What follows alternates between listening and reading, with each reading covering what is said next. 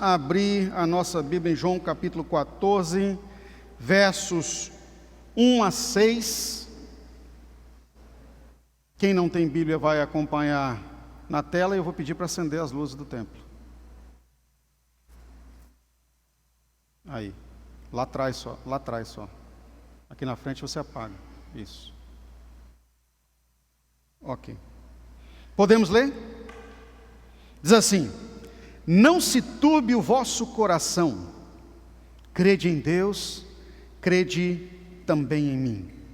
Na casa de meu pai há muitas moradas. Se assim não fora, eu vou-lhe teria dito. Pois vou preparar-vos lugar. Depois que eu for e vos preparar lugar, voltarei e tomar-vos-ei para mim mesmo, para que onde eu estou, estejais vós também. Sabeis o caminho para onde eu vou? Disse-lhe Tomé: Senhor, não sabemos para onde vais. Como saberemos o caminho? Respondeu-lhe Jesus: eu sou o caminho e a verdade e a vida. Ninguém vem ao Pai senão por mim. Podem tomar assento, por gentileza. Amém. As crianças já se deslocaram para o cultinho infantil. Se quiser ir para o cultinho infantil, tem aqui no templo menor. Isso, pode ir lá, para não perder a programação própria. Amém.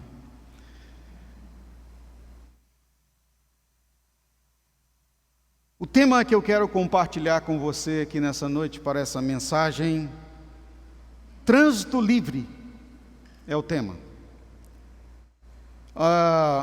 Pela manhã, nesta mesma passagem, na celebração 1, às 10 da manhã, nós compartilhamos sobre o tema Seu lugar não é aqui. E finalizamos o entendimento de que nós temos que superar a síndrome de Tomé, que é o contraponto à direção divina, e trilharmos o caminho Jesus que está disponível para mim e para você. E agora à noite, exatamente sobre o trato deste caminho, como nos direcionar, como trilhar bem. A primeira coisa que eu quero dispor para você é que nós temos um destino certo. Há um lugar reservado. E pela fé, os filhos de Deus, em realidade, já tomam posse desta verdade espiritual. E uma vez deferido pelo próprio Cristo, e o que Deus diz, nós sabemos que está dito. Vamos repetir essa frase? Eu gosto tanto dela para reafirmar a nossa fé. Repita comigo: o que Deus diz, está dito. Sabe por que nós podemos falar isso? Que Deus diz, está dito, é porque passará os céus e a terra, disse ele, mas a minha palavra jamais passará. E acerca do destino garantido, aqui no texto nós temos essa garantia. No verso 2 ele diz: na casa de meu pai há muitas moradas. Se assim não fora, eu vou-lhe teria dito, pois eu vou preparar-vos o lugar. E depois que eu for e preparar o lugar, eu voltarei e tomar-vos-ei para mim mesmo. Destino está certo. Mas esse destino aqui não é o destino que comumente é apregoado aí fora, que cada um tem um lugar ou tem um caminho já escrito, pré-determinado, que é o que a doutrina chama de pré-determinismo. Essa ideia pré-determinista, ela tem raiz muçulmana, numa palavra maktub, tudo está escrito para eles. Para nós não, tudo está escrito, não desta forma, ou seja, querendo você ou não, fazendo você ou não, deixando de fazer, vai acontecer aquilo para o qual já foi determinado. Não é assim. o destino aqui que está sendo traçado, determinado, e foi traçado e determinado não por nós, mas na via dolorosa, no caminho da cruz, é a salvação. Então todos nós, em Cristo, estamos salvos. Em Atos 4,12 fala que nenhum outro há salvação, pois nenhum outro nome é dado entre os homens, pelo qual devamos ser salvos. Então esse destino salvação é certo. Agora, Jesus vai buscar, e Ele vem buscar, no caso aqui que nós acabamos de ver, um lugar, para o lugar preparado que Ele determinou, aqueles que reconhecem-no como seu Senhor e Salvador. Então o destino certo é a casa de meu Pai. Repita comigo: na casa de meu Pai. Vocês estão aí, amém, irmãos? Então bem forte: na casa de meu Pai tem morada para mim. Amém ou não? Agora, a caminhada para lá, além de termos um destino certo, traçado, determinado, vitorioso na cruz, a caminhada também para aquele que está nele é uma caminhada segura. Embora, como Jesus mesmo deixou claro, que o caminho é um caminho estreito. Isso quer dizer que o caminho é um caminho de dificuldades. E enquanto estivermos aqui, o próprio Jesus falou que no mundo vocês terão aflições. Ou seja, esse lugar que não é o nosso lugar, a terra a qual nós habitamos agora e onde temos uma missão para cumprir, será doloroso, será difícil essa caminhada enquanto vida humana, enquanto vida terrestre. Mas o que nós estamos falando é da caminhada espiritual. A caminhada espiritual é segura porque o Senhor é a nossa segurança, não é? A palavra dá-nos uma proposta do crer em promessas que nos garante que tudo quanto ocorre a nosso favor é para o bem. As Escrituras dizem em Romanos capítulo 8 que todas as coisas contribuem para o bem daqueles que amam a Deus. Deus está trabalhando enquanto nós estamos nesta caminhada do exercício da missão de propagar o reino e compartilhar a nossa vida testemunhal com aqueles que estão à nossa volta, ou no círculo de nosso relacionamento, uma garantia de segurança que tudo coopera para o bem. Dentro desse entendimento da caminhada segura, tudo coopera para o bem, mas não é para o bem dos seus desejos pessoais, não é para o bem do seu desejo carnal, não é para o bem dos seus anseios de poder enquanto pessoa terrena. Não é daqui essa segurança. A segurança é da garantia da entrada no céu, no reino de Deus, pelas portas. Quando eu estava analisando esta assertiva, que o Senhor Deus nos garante a entrada no reino pelas portas, por que as Escrituras falam pelas portas? Quer dizer que alguém pode entrar pelas janelas? Pode. O salteador, o ladrão, não usa as portas, usa a janela. O problema é que para ele já não tem lugar na morada do Pai, porque de lá foi lançado.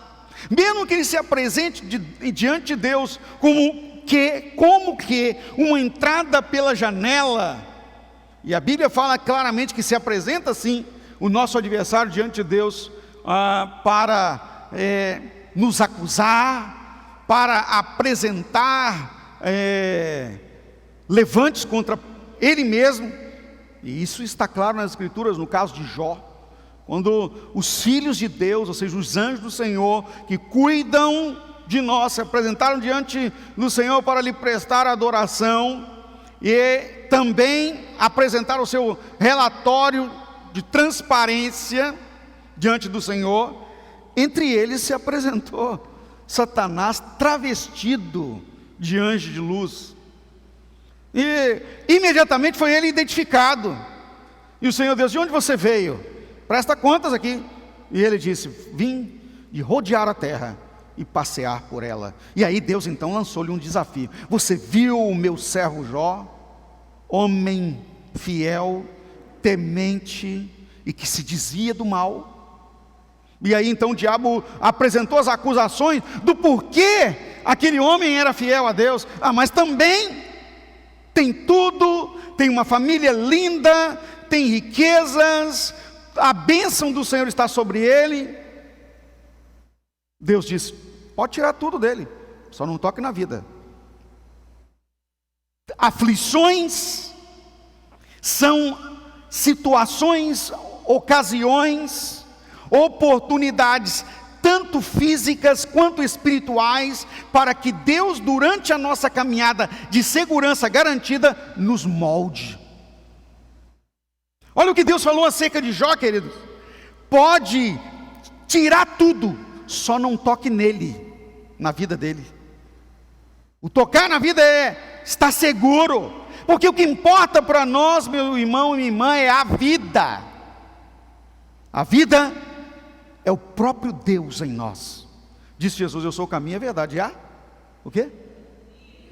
Então repita comigo: a vida é o próprio Deus em nós. É o sopro de Deus, como diz a palavra no Gênesis: e soprou Deus na narina da criatura, e ela se tornou alma vivente. A questão é que o afastamento de Deus, algum tempo atrás eu compartilhei isso aqui, traz uma insegurança na caminhada. E essa insegurança ela é determinante, pois ela pode cercear a entrada pelas portas. E enquanto nós, em nossa limitação, não temos condição de entrar pela janela. Antes de entrar pelas portas, seremos vedados lá mesmo. Há uma limitação para nós enquanto estamos em físico e ser humano. E olha só, nessa situação de limitação, existe a alma vivente, aquela que está envolta em Deus, sustentada no Senhor, na caminhada segura. E eu digo que existe, na minha interpretação desse entendimento, a alma morrente. É aquela que está afastada de Deus. Vai se esvaindo o sopro, o roá, a palavra hebraica, o roá, o sopro de Deus no ser.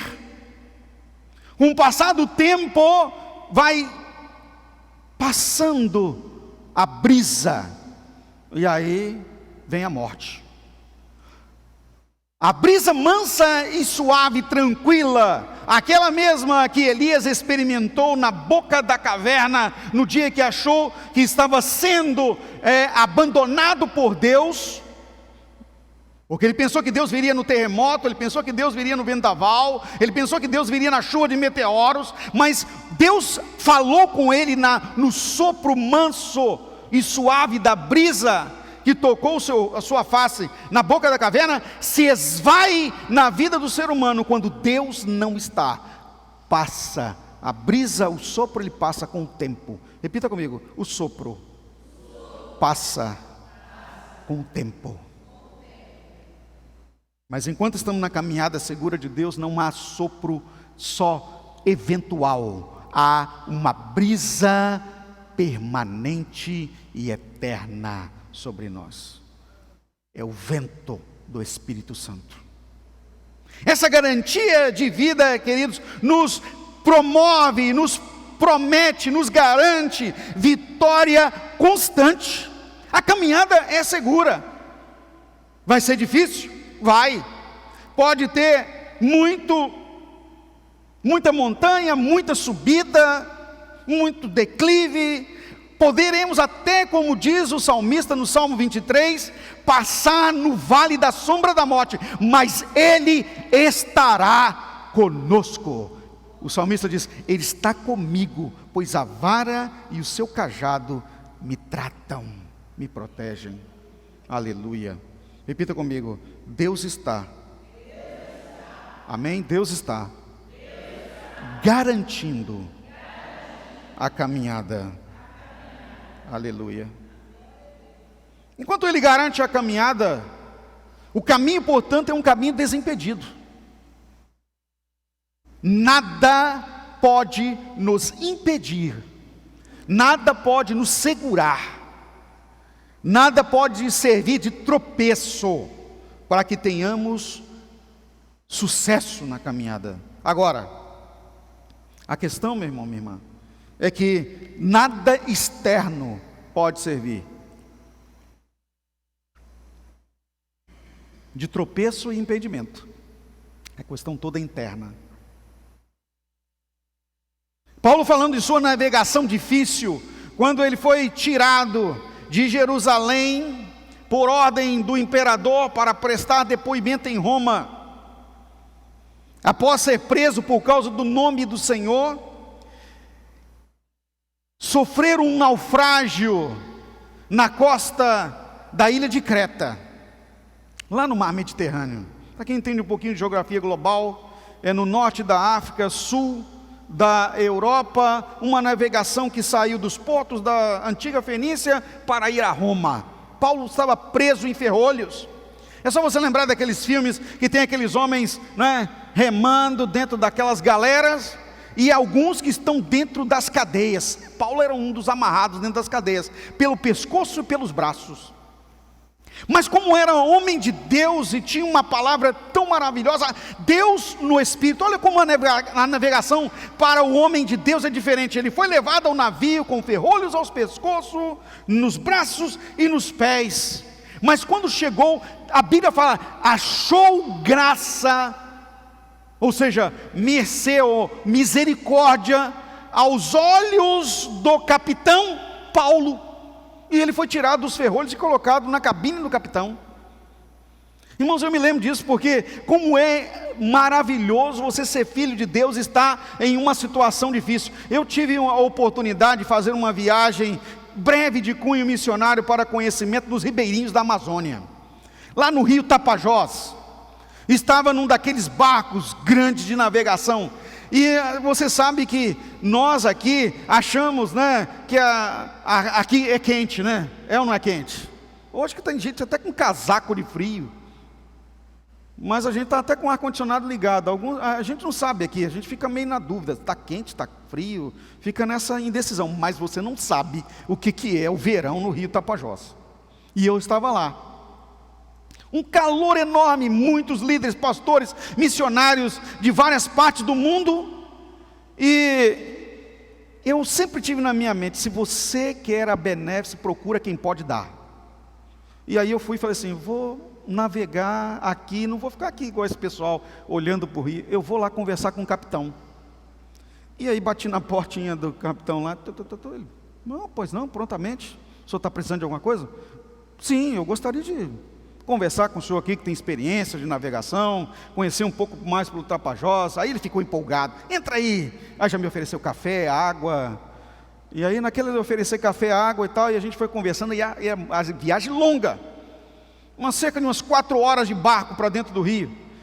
E aí eu fui, né, naquela navegaçãozinha, eu fui cansando. Ele disse, o senhor está cansado, pastor? Não é? Aí já fui conversando, dizendo que a história da vida dele, de onde ele veio, ele era do Paraná e tal.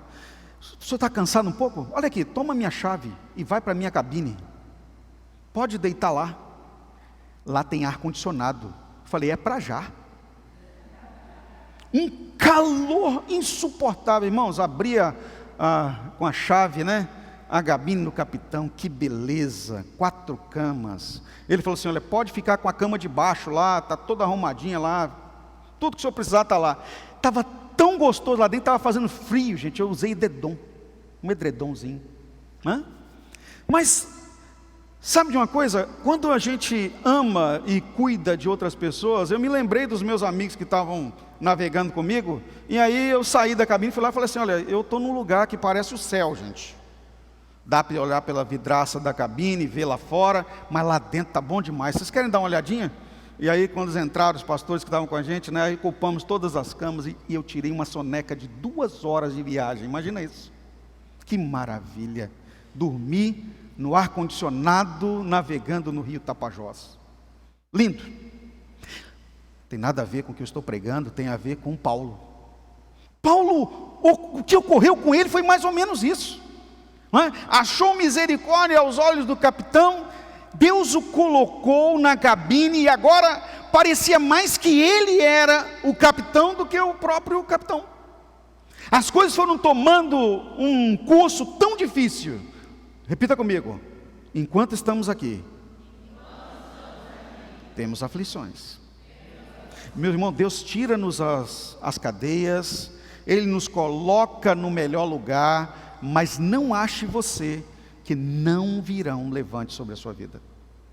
Quando as coisas estavam muito bem para o apóstolo Paulo, sem cadeias, quase que comandando o navio, agora com o capitão, vem uma tempestade mas impossível de ser controlada. Olha o que Paulo fala: temores por dentro, horror por fora. A tempestade era tão tremenda que causava horror, e por dentro estava temendo pela vida, mas a brisa suave, o refrigério do Espírito Santo lhe passou, e ele entregou uma mensagem: ninguém vai se perder, ninguém vai morrer, nós só perderemos o navio. Homens desesperados lançaram toda a carga ao mar, toda a riqueza que estavam carregando, desesperados. Eu tenho até uma mensagem que trata dessa passagem, chamada de ventos contrários. Como navegar em Deus em ventos contrários. Ninguém vai se perder, repita comigo: com Deus, ninguém se perde. Fala a pessoa que está ao seu lado assim: a sua caminhada é segura, irmão. Ninguém se perde.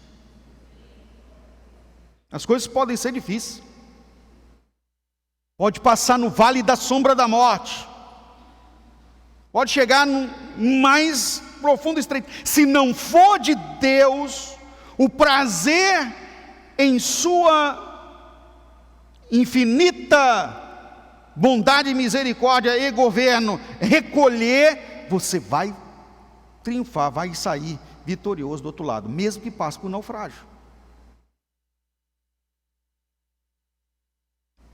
Após todos saírem vivos à praia, para completar o negócio todo, colocaram uma fogueira com o restante do madeirame do navio para se aquecerem, porque era muito frio. E aí, de repente, uma víbora, daquelas cobras altamente venenosas, dos rochedos de Creta, vem na mão de Paulo e dá-lhe uma picada. Olha a segurança do homem de Deus: para mim o viver é Cristo, morrer é lucro. Sacode ele a víbora no fogo, e todo mundo acha que ele vai morrer. Não tem como, esse homem realmente vai ter que morrer, porque condenado à morte, em ferrolhos, passa por um naufrágio, agora chega aqui e ainda é picado por uma víbora mortal. Não morre o homem, começam a chamá-lo de um Deus. Sabe, meu irmão e minha irmã, na nossa navegação, na nossa caminhada, a segurança que Deus nos dá, aquilo que Ele determina, é de valor para mim e para você, vale mesmo. Teremos aflições? Temos.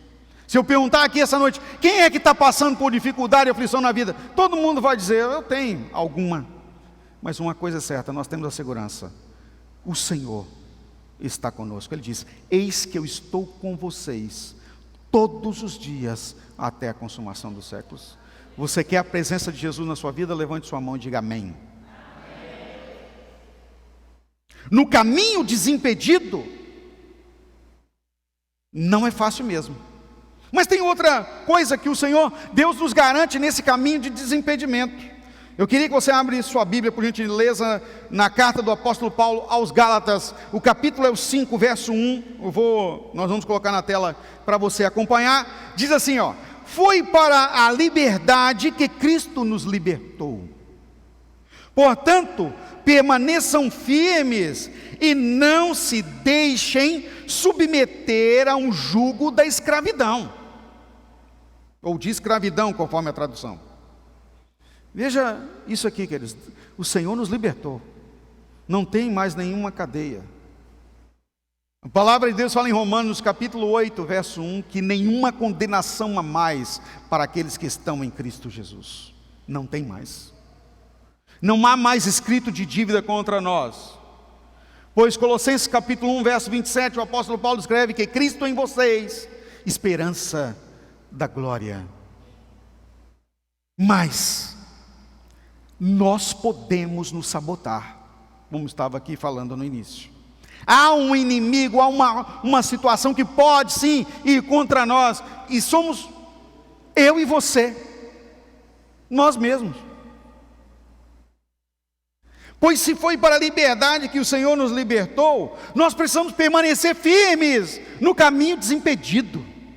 Nós precisamos permanecer firmes na liberdade, pois se dela nos desviarmos, ou se pisarmos fora, nós caímos no jugo da escravidão novamente. E o jugo de escravidão é o pecado, é o desvio da vontade de Deus, é o desvio da governança divina, é quando o eu passa a dizer, a determinar o que fazer. E comumente, queridos, quando caímos nessa, o trânsito livre já não é mais trânsito livre. Sabe por quê? Tem muita gente trafegando com direção própria. E aí você imagina um trânsito onde cada um quer fazer a sua direção. Vocês já tiveram a oportunidade de ver uns vídeos do trânsito na Índia, em Nova Delhi? Acho que todo mundo já viu isso na internet. Eu tenho aqui um irmão que morou lá na Índia. Fica de pé aí, Josué. Fica de pé aí, por gentileza. O pessoal vai saber aí que eu estou falando a verdade. 4 anos. Pode sentar. Obrigado, Josué. Como que é o trânsito em Nova Delhi? Misericórdia. Um caos, um buzinaço, uma briga terrível. Gente, é um absurdo. Se você vê isso na internet, eu não tive a oportunidade de estar lá, mas Josué já teve. Um dirige para um lado, outro dirige para o outro, não é? E aquela buzinação, e uma briga. Sabe por quê? Porque querem cada um chegar no seu próprio destino. Cada um tem sua própria direção. E se não tem regras, se não obedecem às regras, como vai haver trânsito livre? Eu estava lendo para compartilhar com vocês essa mensagem acerca deste trânsito lá. Diz que é o trânsito mais caótico do mundo, porque é uma das maiores cidades do mundo. Naquela região, não é só na Índia, mas ali Nepal, Bangladesh, algumas partes da Tailândia, em outros lugares, eles gostam, parece que eles têm prazer desse trânsito caótico. Eles convivem bem com isso. A questão é os atrasos, os prejuízos, os gastos astronômicos com combustível, os acidentes, as discórdias, em casos que até levam à morte por briga em trânsito, inimizades e muito mais. Agora, imagina isso espiritualmente agora. Tire do mundo físico e leva para o mundo espiritual. Cada ser humano na terra, no trânsito espiritual, direcionando a sua vida para onde quer levar.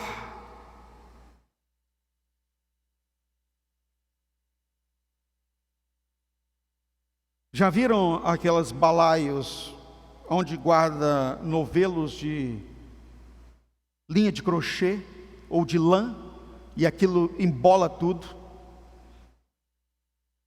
É desse jeito. Quando eu era criança, meu sonho era ser um bom soltador de pipa, mas eu era ruim demais nesse negócio. Até fazia umas pipas e uns papagaios bonitinhos, mas não era muito bom nesse negócio. E vez ou outra, meus irmãos, aquela linha enrolava toda. Sabe qual era a solução para alguns casos? Era ir lá na ponta, cortar, embolar aquilo e jogar fora. Com isso eu quero dizer a você o seguinte: não guarde a sua vida sem a direção de Deus. Embola esse passado e joga fora. É nova vida no Senhor. Quantas direções você já tomou, quantos caminhos diversos já se programou, até se lançou e não deram certo. Há um texto nas Escrituras, especialmente no livro dos Salmos, que diz que o caminho do Senhor é perfeito, a sua palavra é poder, ela é verdade e proteção para todo aquele que crê. Tem até música sobre isso, louvor. Mas quando nós nos colocamos, portanto, na palavra de Deus, o trânsito é livre, é Ele quem direciona os nossos passos. Ele nos leva, Salmo 23 novamente, Ele nos leva aos pastos verdejantes. É isso que Deus quer para você. Não só sucesso, não só bom emprego, não só uma boa casa aqui, mas especialmente muito mais, porque essas coisas às vezes pode ser que não aconteçam aqui, mas a nossa vida não é aqui. A nossa caminhada é para a morada celestial. Por gentileza, coloca em pé.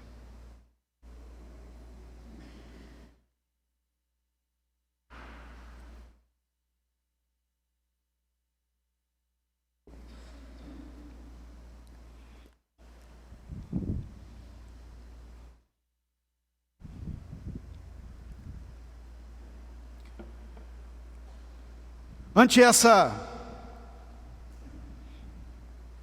palavra segura de Deus a seu respeito, eu gostaria que você curvasse sua cabeça e fechasse seus olhos agora. Senhor Deus, no nome de Jesus, Tu tens nos dado oportunidade, opção, e nessa noite também condição para o trânsito livre. Senhor, nos ajuda a trilhar a boa decisão segura e segura nas Tuas mãos.